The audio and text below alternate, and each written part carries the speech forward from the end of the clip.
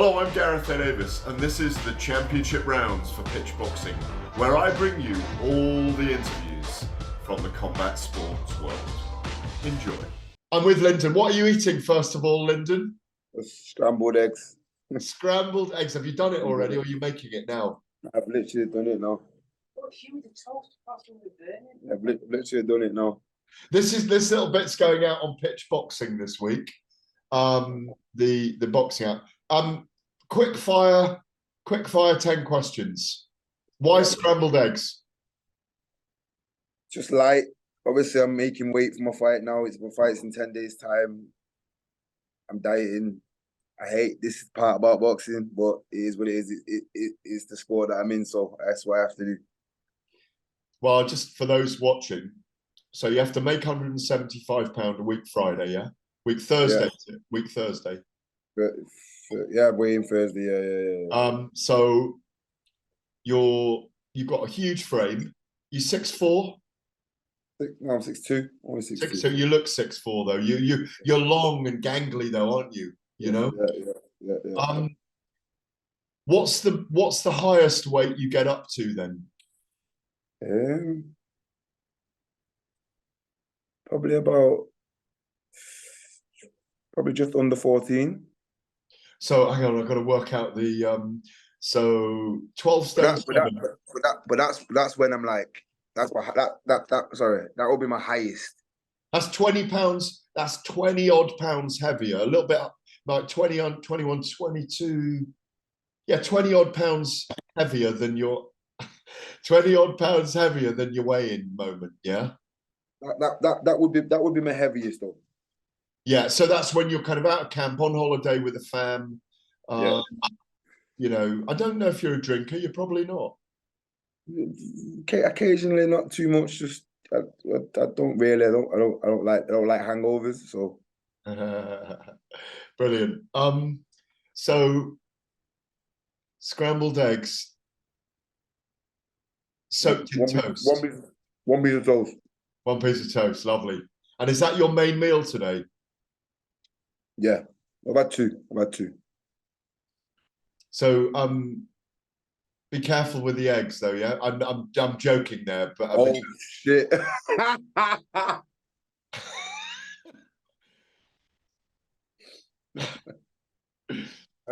not had that many.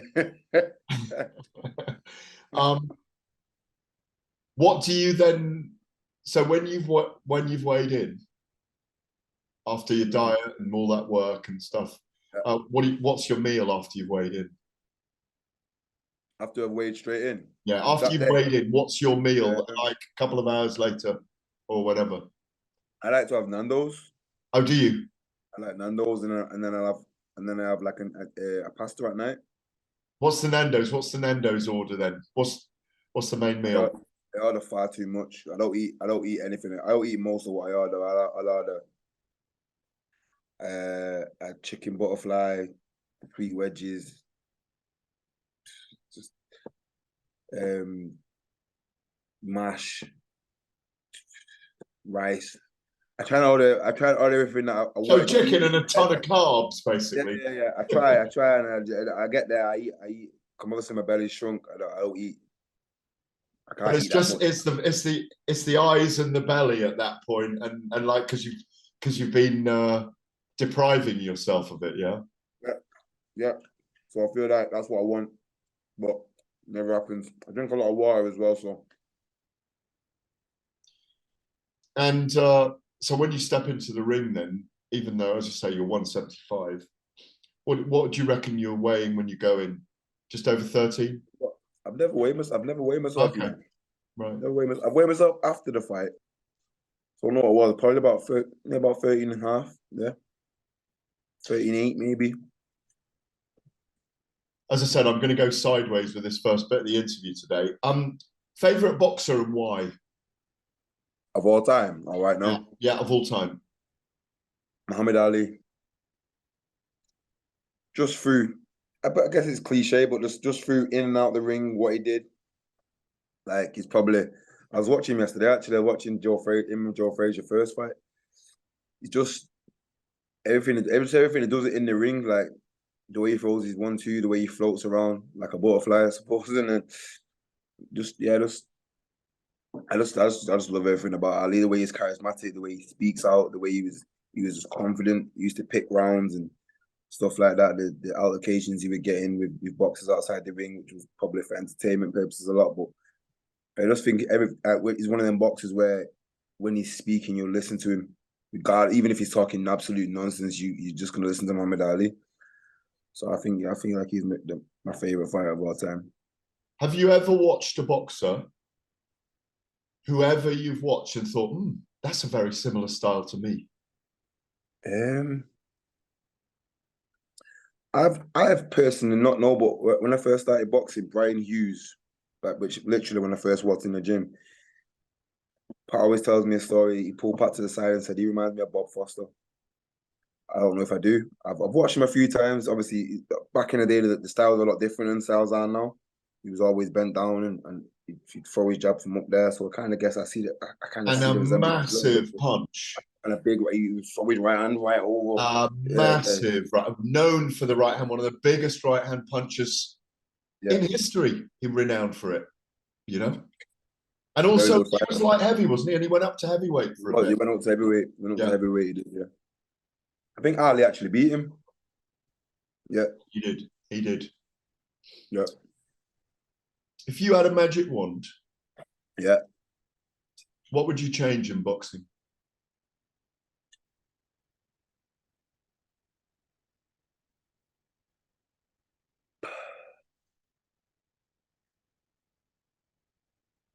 I want to say drug cheats, but I also feel like bad decisions is. I would say drug cheats. I feel like drug cheats goes without saying, but bad decision in boxing, it can ruin people's lives. Like people. Obviously, I know how much we as boxers put work into this. I know how much people train hard to fight, and that, for example, just one example. Obviously, it's only an opinion of mine, but it's a lot of people's opinion. Jack Catterall and Josh Taylor fight. Now, obviously, Josh Taylor fans will probably believe he won and stuff like that, but I believe Jack Catterall won, and I believe he won quite clearly. That fight there could have changed his life forever. And for my belief, from a bad decision, it got took away from him. Going back, Roy Jones Jr. in the final of the Olympics. Not that I don't think that would have changed anything for him, because Roy Jones Jr. is Roy Jones, but he should have been a gold medalist. Bad decisions, I think. Do you love boxing, or is it a calling you can't walk away from? No, I love boxing but I understand what you're saying, because I've done it for so long now, and I'm happy to be good at it. So it's my job kind of thing. It's my career. But I do love boxing because it's given me a lot. It's took me around the world. I've been to places I've never gone before. It's given me a path that I'm on now that's positive. People love you for it, and you're only doing something that you're good at. It's great when you I've influenced so many people by accident.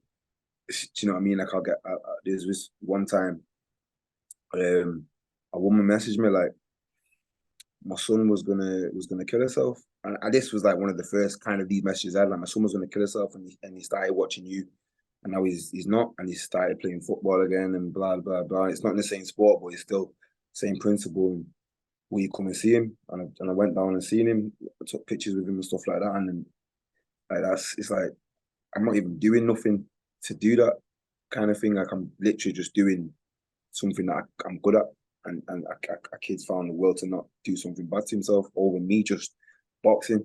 So I can't say I don't love the sport, because I do, and I love everything about it. Just obviously there's certain things in boxing, politics, bad decisions, drug cheats, and stuff like that that just make the sport a bit. People have a bit of a better taste in their mouth over it, but this is my sport. Are you a bad man trying to be good, or a good man trying to be bad? I'm a good man being good. I'm a good man being good. I'm not a bad. I would say I'm a bad man. It's just an interesting question. I remember asking John Jones that recently, by the way, maybe 2 or 3 years ago, the MMA guy, yeah. Oh yeah. And he went, "Ooh, that's a good question. I am a bad guy trying to be good, but everyone's different. It's just an interesting question. Would you say that you're a better human being because you're a boxer?" 1,000,000%. 1,000,000%. I understand things that I wouldn't have understood without it. I believe. When I say that, I mean like I understand what dedication can do. I understand what sacrifice can do. I understand that I learned to be okay with authority because you have to listen. And I guess as a kid, as a teenager growing up around there, the authority is something you just automatically are not okay with in regards to police and etc. You kind of get a bad taste for that as well. But with being in boxing, it kind of grows you up, makes you grow up. Sorry, you learn to defend yourself. You know, it's like I said, and that's another reason that I love the sport. Have you got children, Lyndon? I got two, yeah. Girls or boys? One girl, one boy. Are I don't you see the girl. I don't see the girl too much though. Obviously, just obviously, that politics with the mum. but you have a daughter and a son. Yeah. Would you be happy with your daughter and your son both wanting to box? Not my daughter, especially because she's a beautiful little girl, and I won't even ever. Isn't Natasha Jonas a beautiful? Yeah, of course, woman? but I know, but you asked me the question. You asked me the question, and I just, but my son, I feel like my son more so, but nah, it's a horrible sport. It is a horrible sport.